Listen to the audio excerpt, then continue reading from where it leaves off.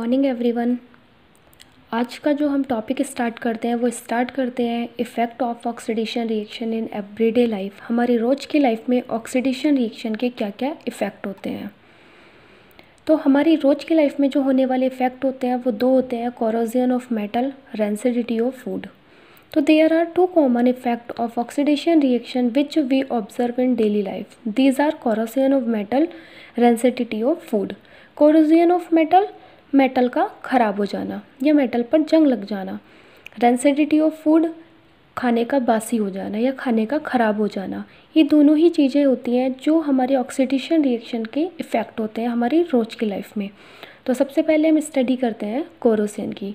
तो corrosion is the process in which metal are eaten up gradually by the action of air, moisture or a chemically on their surface।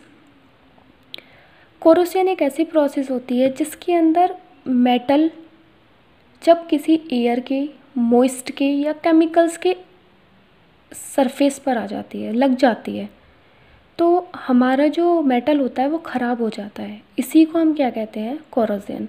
For example आपके पास लोहा है, iron है, अगर हम उसको expose कर दें एटमॉस्फेयर में या एटमॉस्फेयर में हम उसे बाहर निकाल दें तो एटमॉस्फेयर के अंदर क्या क्या होता है, एयर भी होती है, मॉइस्ट भी होती है। जैसे आयरन उस एटमॉस्फेयर पर पड़ेगी तो हमारी जो मेटल है उस पर क्या आएगा, जंग आ जाएगा, जिसे हम रस्ट कहते हैं। तो यही एग्जाम्पल आपका किस चीज़ का होता है, कोरोजन। क्यों? क्योंकि आयरन हमारी मेटल होती है, जैसे ही उस पर एयर और मॉइस्ट उसके सरफेस पर आती हैं तो हमारी आयरन की जो मेटल होती है वो हमारी क्या हो जाती है, ख़राब हो जाती है।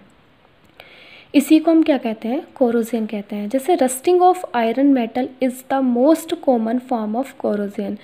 लो आयरन मेटल पर रस्टिंग लगना ही सबसे कॉमन एग्जाम्पल होता है कोरोजन का। When an iron object is left in damp air, ऐसे ही आयरन की कोई मेटल है वो उसको डैम्प एयर में हम रखते हैं तो कुछ समय के बाद हम क्या देखते हैं, इट गेट कवर, उसके ऊपर एक लेयर आ जाती है with a red brown flaky substance, जो रेड ब्राउन कलर का फ्लेकी सबस्टेंस होता है जिसे हम रस्ट कहते हैं, जंग कहते हैं। और जंग का जो फार्मूला होता है वो Fe2O3 × XH2 होता है, hydrated iron third oxide. Now corrosion is clear. Next topic आता है आपका रेंसिडिटी। रेंसिडिटी का मतलब क्या होता है, अभी मैंने आपको बताया कि खाने का बासी हो जाना। The condition produce by aerial oxidation of fat and oils in food marked by unpleasant smell and taste is called rancidity. आपका खाना बना हुआ रखा है जो ऑयल से और फैट से बना हुआ है, ऑयल और फैट्स घी से या तेल से बना हुआ है।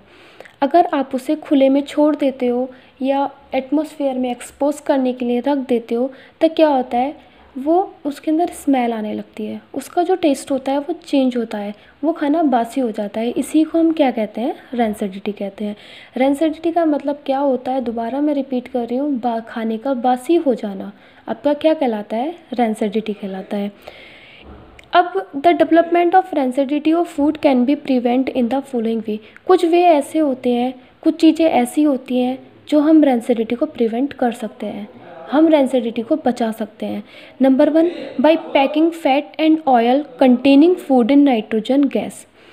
जो आपके खाने से जो आपके फूड ऑयल से और फैट से बना होता है उसकी जो पैकिंग होती है उसके अंदर नाइट्रोजन गैस भरकर हम रेंसिडिटी को बचा सकते हैं, रेंसिडिटी से बचाया जा सकता है।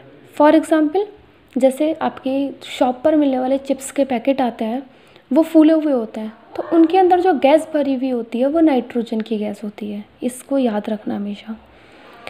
Next, rancidity can be retorted by keeping food in the refrigerator. Third point आता है आपका, rancidity can be retarded by the storing food away from light. ये तीनों ही पॉइंट ऐसे हैं जिससे हम रेंसिडिटी से अपने खाने को रेंसिडिटी से बचाया जा सकता है। ये टॉपिक आपका क्लियर हो चुका है, इनफैक्ट आपका फर्स्ट चैप्टर कंप्लीट हो चुका है।